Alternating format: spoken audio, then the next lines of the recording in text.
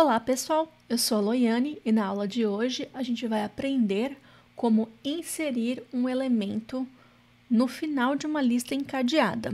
Antes da gente ir para a prática, vamos tentar aqui, através dos diagramas, tentar entender o que é que precisa acontecer. Então, até agora, no nosso código, a gente sabe como inserir um elemento, e é apenas um elemento que a gente consegue inserir.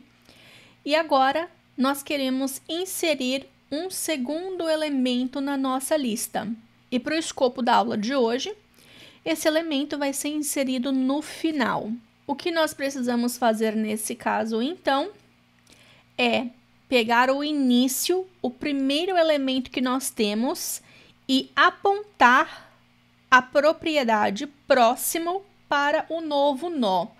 Ou seja, início ponto próximo vai ser o novo nó que nós estamos adicionando. Porém, e se a gente quiser adicionar um terceiro elemento, como é que isso vai funcionar?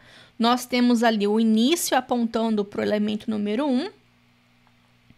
E ao tentar adicionar o elemento número 3, a gente não pode mais fazer o início ponto próximo apontar para o novo nó, senão a gente vai acabar perdendo o nó número 2.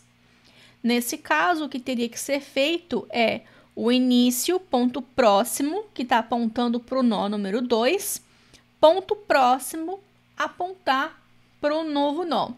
Só que dependendo da quantidade de elementos que nós temos na nossa lista, a gente teria que percorrer até o final da lista. E a gente vai aprender como percorrer uma lista inteira, provavelmente na próxima aula.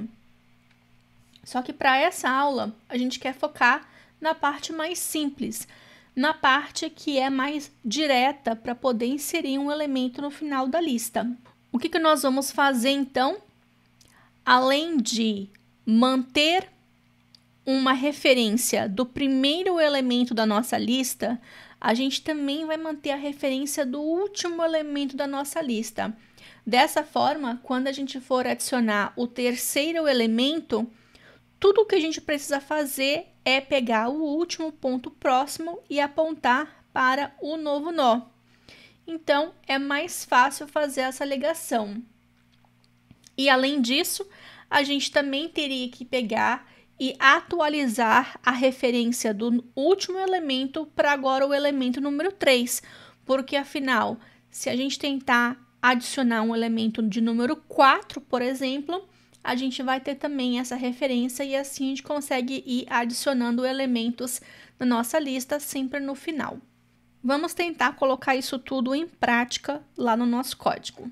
Aqui então na nossa classe lista encadeada, nós temos o início que está apontando para o primeiro elemento e a gente também tem o método adiciona. O que nós queremos fazer é melhorar esse método para que esse método também consiga inserir mais elementos, inserindo sempre no final. O que vai acontecer aqui então? Nós temos já referência para o primeiro elemento, para o início, e a gente vai duplicar essa referência e além de manter essa referência do início, nós também vamos manter uma referência para o último nó ou o último elemento. Então, nós temos agora duas referências. E aqui ainda, o que nós vamos fazer? Aqui a gente inseriu a primeira célula, então o início foi para essa célula e o tamanho a gente também incrementou. Só que quando a gente insere um elemento, vou colocar aqui esse um elemento. O que está acontecendo aqui? Eu tenho esse elemento e eu estou pegando o início apontando para esse elemento. O que nós precisamos fazer é também apontar o último ou final para esse mesmo elemento. Então, se a nossa lista tiver apenas um nó, nós vamos ter tanto o início quanto o último apontando para esse único elemento. Então, aqui o que nós vamos fazer é this.último e também nós vamos apontar para a célula também. Mas e agora? O que vai acontecer? Nós temos aqui um elemento e eu vou colocar aqui, olha, um elemento que está apontando para o início. E o último também está apontando para esse elemento. E agora, a gente quer adicionar um segundo elemento aqui também. Então, o que precisa acontecer para a gente poder ligar esse elemento para esse segundo elemento?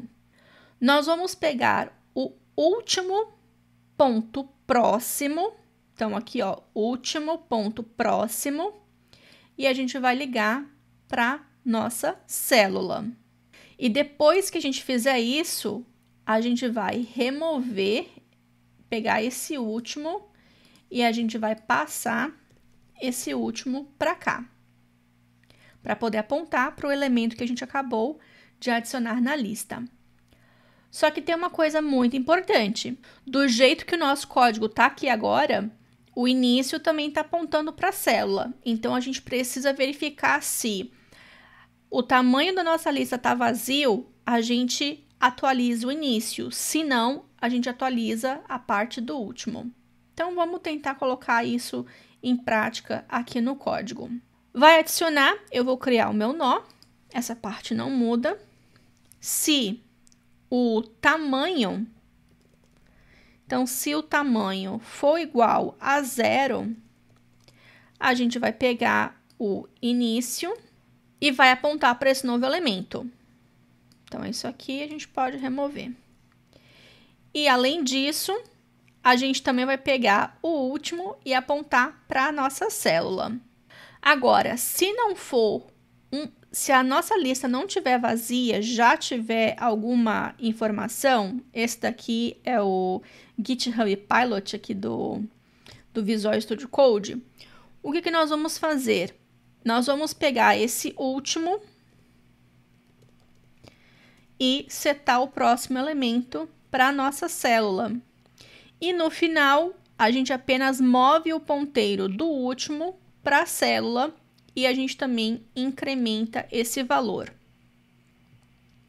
Vamos voltar aqui para os nossos testes e vamos ver como é que isso vai funcionar na prática. Eu vou pedir aqui para adicionar um elemento 2 e vou pedir também para fazer o sysout da lista. Então, a gente vai executar. A lista, então, tem o elemento número 1 e o próximo elemento é o elemento número 2. Se a gente triplicar isso daqui e colocar agora um elemento número 3, nós vamos executar. E aqui nós temos a lista que tem um elemento de número 1, o próximo elemento é o elemento de número 2 e o próximo elemento é o elemento de número 3. Então, o que exatamente que está acontecendo aqui? Vamos voltar aqui para o nosso algoritmo e vamos tentar rascunhar novamente o comportamento. Eu estou adicionando um elemento, é um elemento de número 1. Então, vou colocar aqui, olha, esse é o elemento de número 1. A gente adiciona o elemento 1, criamos aqui o nó com o valor de 1. Se o tamanho da lista for 0, essa é uma lista vazia, o início passa a apontar para essa célula. Então, essa célula aqui passa a ser o início. Não vai cair nesse else. E o que nós vamos fazer é apontar o último também para essa célula. Então, último. E no final, a gente apenas incrementa o tamanho. Então, eu vou tentar manter aqui, olha, aqui em cima, o tamanho. Por enquanto, tem um elemento. Depois, o que a gente quer fazer é adicionar um segundo elemento, um elemento de número 2. Então, a gente vai vir aqui na linha 10 e vai adicionar esse segundo elemento, que agora tem o valor de 2. O tamanho da lista é 0? Não é, é 1. Então, vai cair aqui nesse else e vai executar a linha 14. Então, o último ponto 7 próximo, então, o último está apontando para esse nó em azul. eu vou pegar o 7 próximo e eu vou apontar para minha célula, que é esse quadradinho rosa. Vai fazer isso, vai fazer o link, a associação entre os nós. E aí depois vai para a linha 16, onde que eu vou pegar o último e vou passar a apontar para a célula. Então, o último vai sair daqui e o último vai passar para cá. E incrementa o tamanho, que agora vai para 2. Vamos tentar adicionar, então, um terceiro elemento. Vou pegar aqui e colocar esse terceiro elemento em amarelo. E aqui o elemento de número 3. Então, executou aqui a linha 10, que é criar essa célula com um elemento.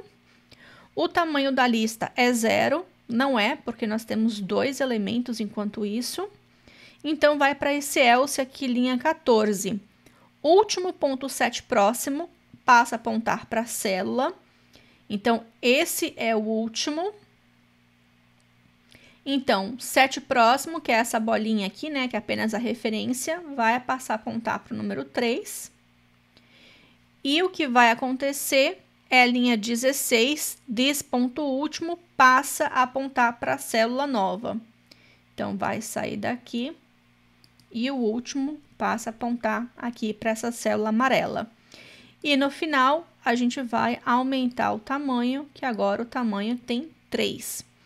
E a gente continua fazendo isso com quaisquer elementos que a gente vai tentar adicionar aqui no algoritmo. Uma coisa que ajuda bastante, pelo menos me ajudou muito quando eu estava na faculdade, foi fazer esses diagramas e ir executando o algoritmo manualmente, assim, no rascunho, num pedaço de papel, para ir colocando as setinhas e riscando as referências para poder entender exatamente o que está acontecendo no algoritmo. Então, para quem estiver aprendendo listas encadeadas, né, e estrutura de dados mais avançadas, esse processo pode ajudar bastante. E a gente conseguiu comprovar aqui também que, através da nossa execução, essa lógica está funcionando. Bem, pessoal, por hoje é só. Lembrando, como sempre, que todo o código-fonte está disponível no GitHub. E é isso. Espero que vocês tenham curtido mais essa aula. Obrigada por assistir o vídeo e, como sempre, vou ficar esperando pelo feedback de vocês. Até a próxima!